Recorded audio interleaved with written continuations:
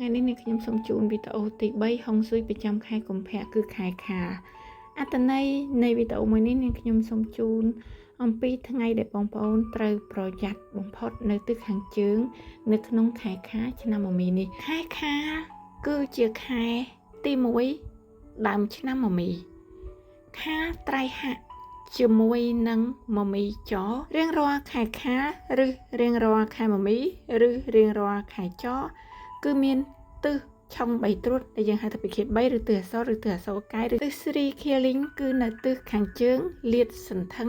75អង្សាចាប់តាំងពីទិសកុលជូតឆ្លៅដូច្នេះនៅក្នុងខែខាដែលជាខែនៅក្នុងឆ្នាំមមីដែលយើងសិក្សាអំពីទិសអសរនៅក្នុងឆ្នាំមមីរួចហើយទិសអសរនៅក្នុងឆ្នាំមមីគឺនៅទិសខាងជើងលាតសន្ធឹងទំហំ75អង្សាតាំងពីទិសកុលជូតឆ្លូវ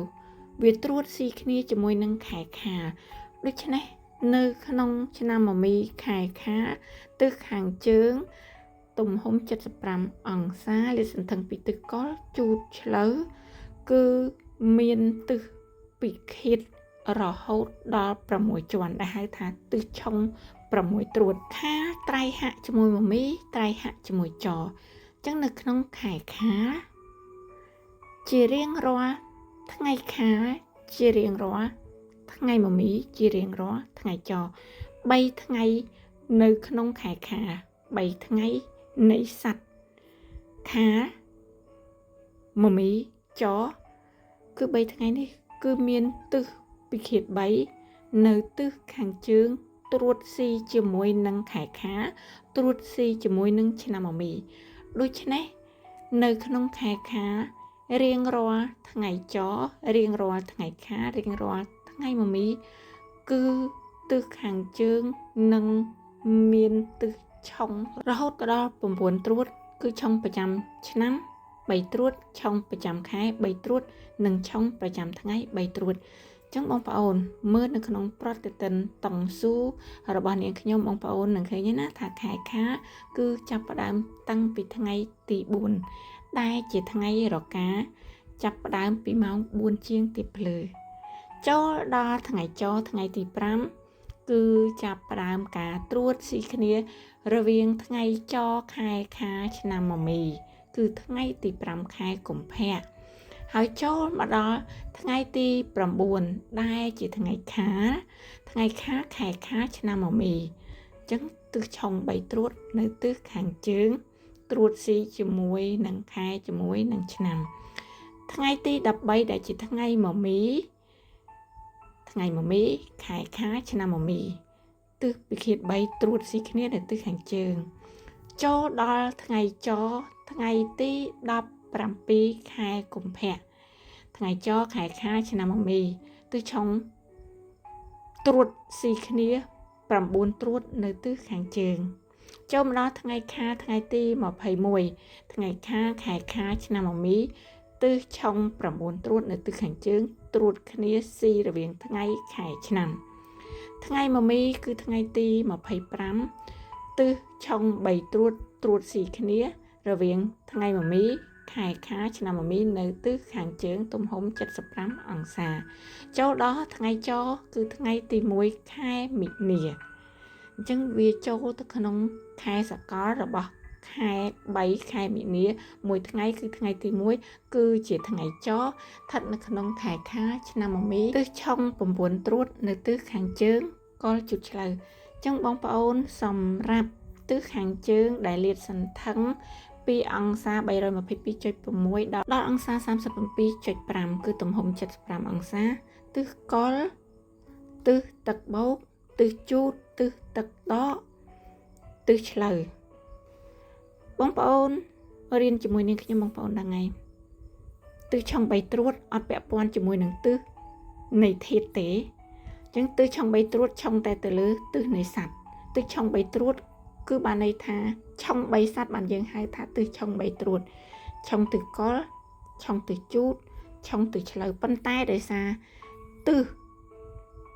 ទឹកបោកនិងទិសទឹកដកនៅចន្លោះនៃទិសទាំង3ដែលការដំស្វានវាអាចរង្គើដល់ទិសទាំង3 ទោះបីជាយើងដំស្វានៅទិសទឹកបោកទិសទឹកដកដែលមិនមែនជាទិសឆុង3ត្រួតប៉ុន្តែនៅពេលដែលយើងដំទៅទំហំវានៅជិតគ្នាហើយវានៅចន្លោះក្តារអញ្ចឹងវាអាចរំកើកទៅដល់ទិសកលទិសជូតទិសឆ្លូវដូចគ្នាដូច្នេះហើយយើងបូកសរុបឲ្យបងប្អូនប្រយ័ត្ននៅចំណុចអង្សាតាំងពីទិសកលរហូតដល់ទិសឆ្លូវគឺ75អង្សាតែម្ដងតែតាមពិតត្រូវតែចាំណាទិសទឹកបោកទិសទឹកដកគឺអត់មានចូលរួមនៅក្នុងការឆុង3ត្រួតទេបញ្ជាក់បងប្អូនសិស្សដែលតាមដានមេរៀនអ្នកគ្រូគឺច្បាស់តែខ្ញុំបញ្ជាក់សម្រាប់គុណសិស្សថ្មីព្រោះគុណសិស្សថ្មីចូលមកច្រើនបងប្អូនទាំងអស់គ្នានៅក្នុងខែខាឆ្នាំមមីថ្ងៃចថ្ងៃខាថ្ងៃមមីជារៀងរាល់ថ្ងៃទាំង3នេះនៅក្នុងខែខានេះគឺទិសឆុង9ត្រួតនៅទិសខាងជើងតែបងប្អូនខ្ញុំឲ្យបងប្អូនកំណត់សម្គាល់ទៅលើទិសផ្កាយលេខ5ប្រចាំឆ្នាំនៅទិសខាងត្បូងនិងផ្កាយលេខ5ប្រចាំខែគឺនៅទិសខាងត្បូងជាងទិសខាងលិចអញ្ចឹងបងប្អូនមើលនៅក្នុងឯកសារនេះបងប្អូនត្រៀមខ្លួនប្រយ័ត្នប្រយែងនៅទិសខាងត្បូងនិងទិសខាងត្បូងឈៀងលិចសម្រាប់ផ្កាយលេខ5ផងដែរអញ្ចឹងមេរៀននេះខ្ញុំជូនតែអំពីថ្ងៃដែលឲ្យបងប្អូនប្រុងប្រយ័ត្ននៅទិសខាងជើងហើយទិសខាងជើងនេះបំរាមនៃការប្រុងប្រយ័ត្នបងប្អូនកុំជួសជុលដំស្វានបុកគ្រឹះសាងសង់បង្កជាសំឡេងរំខានណាលាន់ឮខ្លាំងធ្វើឲ្យញ័ររំជួយកុំធ្វើនៅទិសខាងជើងហើយបើសិនជាបងប្អូនត្រូវតែធ្វើដោយខានមិនបានបងប្អូនត្រូវរើសវេលាដើម្បីជួយទ្រទ្រង់គ្នាឲ្យបានហ្មត់ចត់ហើយបងប្អូនអាចមានវិធីបន្សាបខ្លះដើម្បីជាជំនួយហើយយើងរើសវេលារើសទីតាំងដើម្បីចាប់ផ្ដើមការបន្លឺសំឡេងជាការញាក់កន្ត្រាក់នៅទីតាំងទិសល្អមុនដើម្បីយើងជួយសម្រួលបានខ្លះអត់បានទាំងស្រុងទេតែគ្រាន់បើជាអ្វីដែលយើងធ្វើมันបានរើសវេលាมันបានចេះក្បួនហើយយើងចេះតែធ្វើតាមតាណាអានឹងអាចប៉ះពាល់ចំពោះទិសខាងជើងដែលលាតសន្ធឹងពីកលជូតឆ្លូវបងប្អូនបើអាចកុំប្រើទីតាំងទិសនេះច្រើនពេកនៅក្នុងថ្ងៃទាំងអស់ដែលនាងខ្ញុំបានរៀបរាប់នៅក្នុងខែខាឆ្នាំមមីនេះព្រោះឥទ្ធិពលឈីមិនល្អនៅទីតាំងទិសខាងជើងហ្នឹងទោះបីជាយើងអត់បង្កជាសម្លេងដំស្វានប៉ុន្តែឥទ្ធិពលល្អវាបានថយចុះដោយធម្មពលនៃទិសពិឃាត3វាជ្រៀតជ្រែកចូលខ្លាំងពេកក្នុងការដែលយើងមិនដំស្វានគឺវាអត់បង្កជាបញ្ហាប៉ុន្តែយើងអាចនិយាយអំពីឥទ្ធិពលដែលល្អគឺវាសល់តិចតួចអំពីឥទ្ធិពលផ្សេងទៀតបើយើងជាបានយើងជៀសតែបើជៀសមិនបានអត់មានបញ្ហាអីទេហើយទីតាំងទិសនេះក្នុងខែខាគឺមានផ្កាយលេខ6បូកជាមួយនឹងផ្កាយលេខ4ផ្កាយលេខ6ប្រចាំឆ្នាំផ្កាយលេខ4ប្រចាំខែខាស្មើនឹង10ឥទ្ធិពលហាក់គ្នារវាងផ្កាយដែលចូលមកឆ្នាំខែគឺល្អខ្លាំងមែនទែនប៉ុន្តែយើងគួរតែគិតថានៅក្នុងរៀងរាល់ថ្ងៃចឬរៀងរាល់ថ្ងៃខាឬវាមានផ្កាយផ្សេងទៀតចូលមកប៉ុន្តែទោះបីជាឥទ្ធិពលផ្កាយល្អចូលមកតែឥទ្ធិពលផ្កាយល្អបន្សំគ្នាហើយនឹងឥទ្ធិពលទិសឆុងរហូតដល់9ត្រួតបើយើងទូទាត់ទៅឥទ្ធិពលផ្កាយនិងឥទ្ធិពលទិសឆុង9ត្រួតតាមមួយណាគ្របដណ្ដប់លើឥទ្ធិពលមួយណាតែបងប្អូនត្រូវតែចាំណាទិសឆុង3ត្រួតមានឥទ្ធិពលស្មើផ្កាយលេខ5ការប្រុងប្រយ័ត្នវាជាកត្តាចាំបាច់ដែលបងប្អូនដឹងហើយបងប្អូនប្រុងប្រយ័ត្នទៅតែបើថាយើងចាំបាច់នៅក្នុងការធ្វើអ្វីមួយនៅទីតាំងនេះឬការប្រើប្រាស់ធ្វើម៉េចយើងរក្សាភាពស្ងៀមស្ងាត់និងធ្វើឲ្យទីតាំងនេះមានអនាម័យខ្យល់អាកាសចេញចូលគ្រប់គ្រាន់កុំឲ្យមានការពិឃាតផ្សេងក៏វាអត់មានបញ្ហាអីកើតឡើងដែរនិយាយទៅ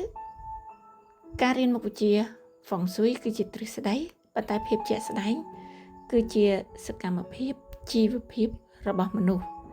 ដែលយើងអាចគេចផុតអំពីទីតាំងនេះអញ្ចឹងបើយើងអាចគេចផុតក៏យើងធ្វើ កន្លែងណាដែលយើងធ្វើតាមបានយើងធ្វើតាមចំណុចណាដែលយើងធ្វើតាមអត់បានគឺយើងមានតែគិតថាពីមុនមកអត់មានក្បួនហ្វុងស៊ុយនេះក៏យើងរស់នៅបានចឹងគ្រាន់តែមកចែករំលែកជូនបងប្អូនទាំងអស់គ្នាឲ្យយើងចេះយើងដឹងអំពីក្បួនមិនមែនមកបន្លាចឲ្យបងប្អូនខ្លាចអត់ហ៊ានធ្វើសកម្មភាពអ្វីទាំងអស់សូម្បីតែខ្លួនឯងអត់មានសមត្ថភាពក៏ត្រូវតែធ្វើតាមក្បួនមិនមែនចឹងទេបងប្អូនណា